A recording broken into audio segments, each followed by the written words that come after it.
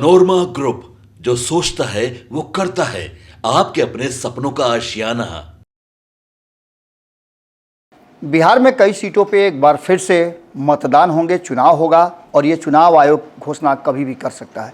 हम आपको विस्तार से बताते हैं। लोकसभा चुनाव समाप्त हो चुका है। लोकसभा चुनाव के बाद सरकार बनाने की कवायद चल रही है, लेकिन इसके साथ साथ एक पैरेलल और भी चर्चाएं तेज हो गई हैं कि आखिर चुनाव आयोग कब तिथियों की घोषणा करेगा और फिर से कई सीटों पर चुनाव हैं, उस पर क्या कुछ होगा, क्या फैसले लिए जाएंगे। आपको बता दें कि लोकसभा चुनाव के साथ साथ कई ऐसे सवाल भी अब खड़े हो गए हैं। सवालों में एक सवाल ये भी है कि क्या नीतीश कुमार और अन्य जो घटक दल हैं एनडीए के, वो साथ में रहेंगे।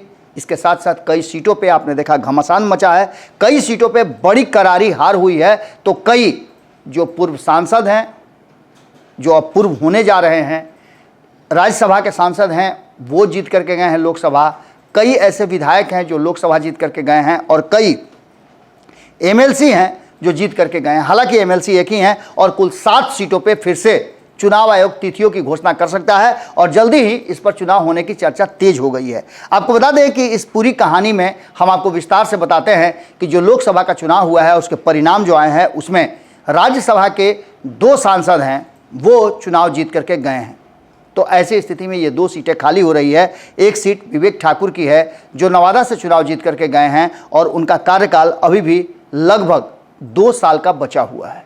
तो ऐसी स्थिति में चुनाव आयोग फैसला लेगा और राज्यसभा के लिए कभी भी चुनाव की घोषणा हो सकती है। तो वहीं मीसा भारती की बात करें तो इनका कार्यकाल लंबा बचा हुआ है, लगभग 4 साल का इनका कार्यकाल बचा हुआ है। 2022 में इन्होंने शपथ ग्रहण किया था और 2028 तक इनका कार्यकाल बचा हुआ है। अगर बात करें हम बिहार में, तो बिहार में लगभग 4 सीटों पे, लगभग क्या मतलब 4 सीटों पे जो है वो जीत दर्ज किया है बिहार में विधायकों ने।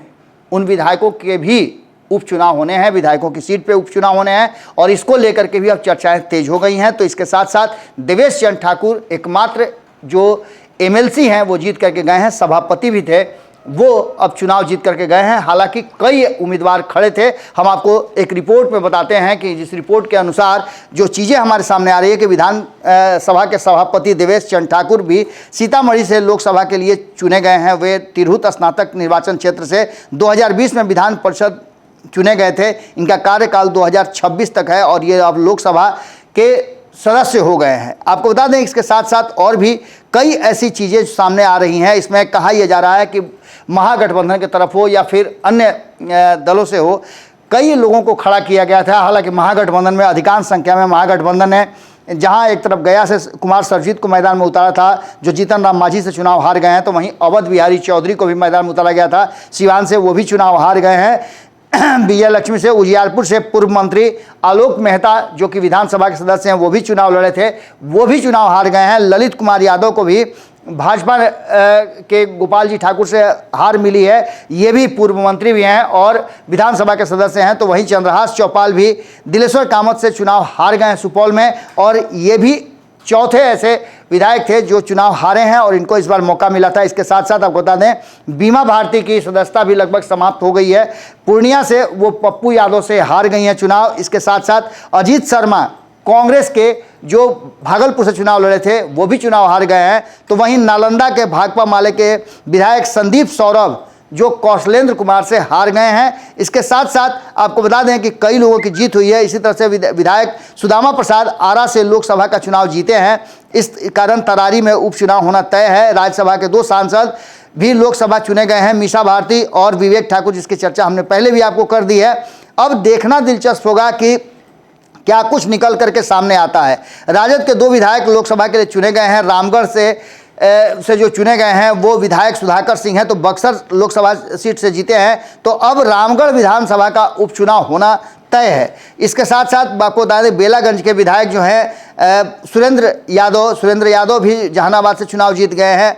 इस कारण बेलागंज में भी उपचुनाव होगा। तो वहीं आपको बता दें कि पूर्व उप मुख्यमंत्री जीतन राम मांझी भी इमामगंज से चुनाव जीत गए हैं, इनके सीट पर भी चुनाव होगा।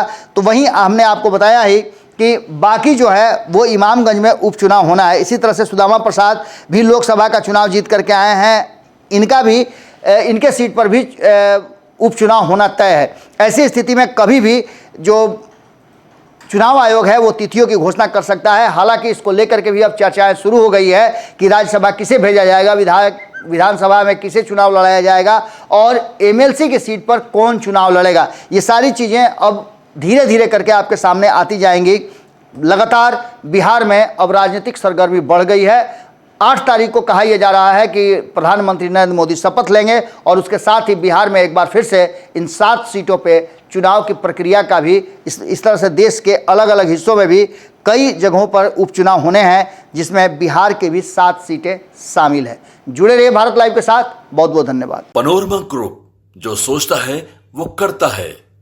अगर ये वीडियो पसंद आई और वह बिहार के राजनीति और बिहारियत से सरोकार रखेनी तो सब्सक्राइब बटन दबा के चैनल के सब्सक्राइब कर ली। ओजे एगो घंटी बा, ओकरा बटन दबा देला से कुल सटीक और मारक खबर रुआ मुफ्त में मिल जाई। अगर रुआ पत्रकारिता के हमनी के नया प्रयोग में सहयोग कर चाहतानी तो ज्वाइन बटन दबा दी। पेटीएम नंबर नोट कर ली 9386816700। धन्यवाद।